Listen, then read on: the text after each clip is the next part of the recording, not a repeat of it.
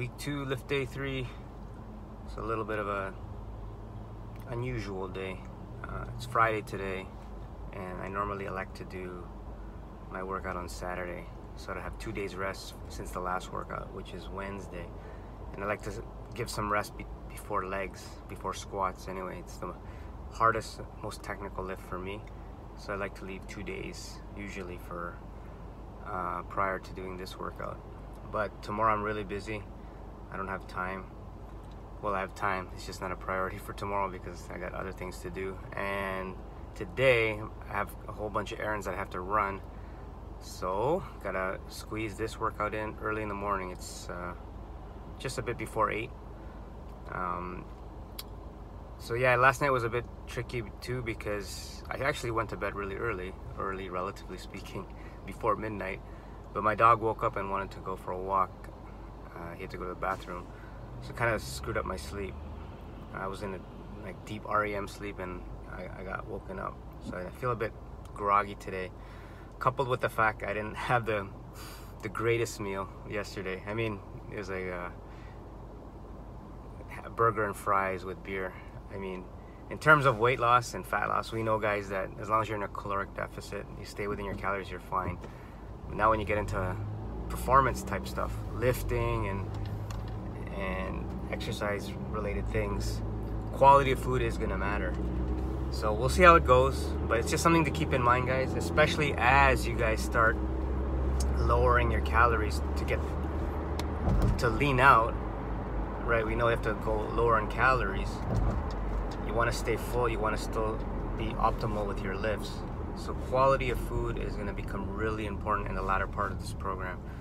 And we're going to revisit that 80-20 rule that we talked about in Genesis, meaning 80% of your foods should be nutrient dense, minimally processed, whole foods, and the other 20% could be the stuff that we all love to indulge in, the beers, the wings, the burgers, and type of stuff like that. But it's also good for overall health, so I'm gonna try to gear you guys towards that direction as we progress through the program, and as you guys lower your calories to start accelerating that fat loss, but while increasing our lifts. All right, guys, we'll see how it goes today. I'll let you know.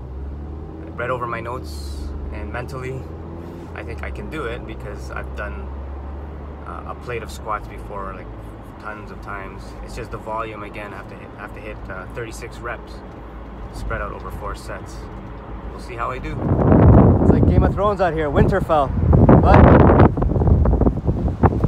still park in the furthest spot in the lot. It is what it is. Habits, guys.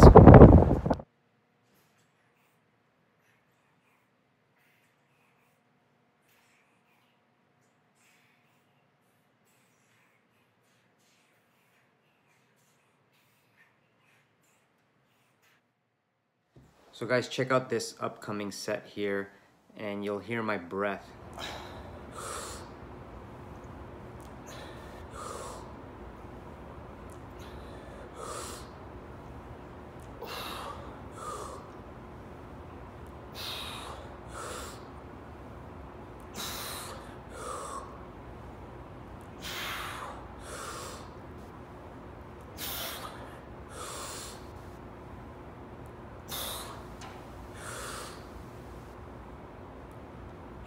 So you're taking a lot of oxygen in and then squeezing your core. So every rep I'm doing that. So I'm taking that, squeezing it, go down, up, relax, squeeze, go down, up, relax. So that's kind of the process I do. You want to always engage your core, make it as strong as possible. This is going to become more important as we get to the heavier weights. When people injure themselves, it's usually because of this. Their core is not intact, and then all the little muscles start to take over that are trying to compensate for everything. So everything from your ankles all the way up to your knees, all these things are going to be compensating, and that's why people get injured. They have bad backs, they blame knee problems on squats. It's because they just have bad technique. So once you tighten everything up in the core, everything else will come into play. Of course, you still have to have good technique, spreading your knees out, pointing your toes out, all that type of stuff. but the foundation is that core. All right, guys, so make sure you pay attention to that and apply it accordingly for yourself.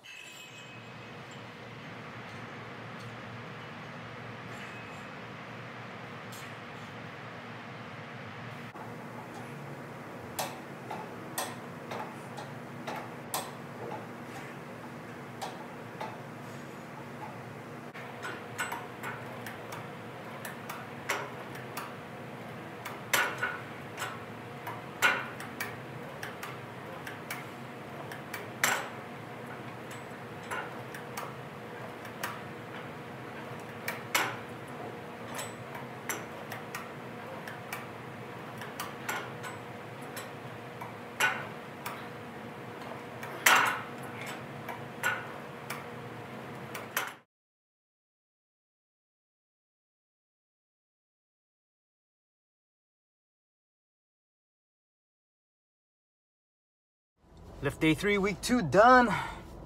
Actually, it was pretty good. I wasn't sure how it was gonna turn out because of my sleep and quality of food yesterday, but I felt really strong, and I finished in 48 minutes. Back when I was doing my own transformation about 4 years ago, I used to work out first thing in the morning, and that was when I was doing intermittent fasting, pretty regimented, strict 16-hour fast. And I would stop eating by 8 p.m. So I would work out in the morning and the first thing, and it was actually really good.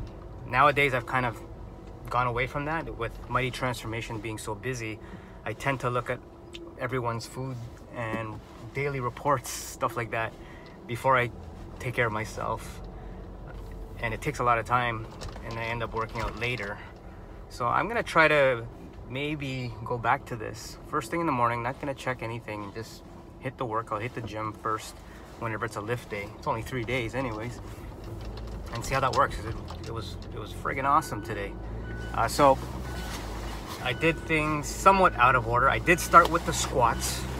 Now Alex was asking what kind of warm-ups I do. I do some dynamic stretching, and I mimic the movement. So I'll do like lunges, jumping squats, nothing too crazy, but really just get all the muscles that are needed to be warmed up. I don't do anything static like holding a stretch and elongating the muscle, because that will weaken it. So you want to do stuff that's movement based, and just get some fluid going in your body, right, between the joints. And then I would take the bar, the actual bar, and just do some squats without any weight, just to get used to the movement, practice my technique. And actually it was really good today. I was so strong that I did 10 reps on sets 2 and 3 instead of the prescribed 9. Also, you'll see as I posted, I posted one set on its own, and you can hear my breath, the breathe and brace. I just want you guys to pay attention to that. So it's explained already, but make sure when you are doing the squat that you do that breathe and brace. You take a big inhale, a belly breath, and you hold everything tight in your core, and that's going to keep you solid, strong, reduce the chance of injury. All right, so make sure you review those videos that I posted above from Brian, because he talks about it in very good detail. Other than that, I did shrugs after that. I wanted to stay in the cage, because in case someone came, I didn't want to give it up. So I did shrugs right after squats. Super easy.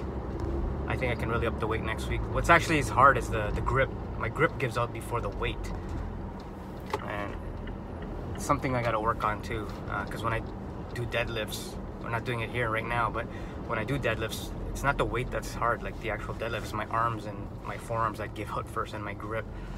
So same thing with the shrugs. It's actually really easy. It's just the grip starts weakening. For flies and the hamstring curls, I actually kind of supersetted that, meaning I did one exercise and then moved on to the next one right away, kind of back to back. So my rest break was actually just moving from the machine, from the flies machine to the hamstring machine, and back and forth. They were not really the same muscles anyways. They're not the same muscles, so it was easy to do. The tricky one, or the hard part, was the hamstring. As you could see in the video, I was switching back and forth my legs because it was tough to do at that weight. I don't know what the weight is for the hamstring. It just goes up by numbers, 3, 4, 5. There's no actual 10, 20 pounds or anything like that, or kilos. So that's why you see 3 or 4 in the log. Anyway, I thought I wouldn't be able to do level 4, I'll call it, times 9 reps. And it was pretty difficult. The last set was very hard, and my left side is definitely weaker than my right side. That's why I don't like to use both legs on that machine, because for sure my right leg would have dominated and I would never work on the left side. So it's good to do that. Other than those revelations, everything was good. I'm very happy with today's workout. And yeah, so let me know how you guys did. Progress reports today. Week 2, only 10 weeks left. So remember, always think of your long-term goal and how you're gonna get there, right? It's not just one big jump from here to there. It's every day, every lift day, every single day you eat, your rest, all these all work synergistically. So make sure you got all those things in check so that you can get to your goal realistically, safely, and predictably. All right, guys, take care. Happy Friday.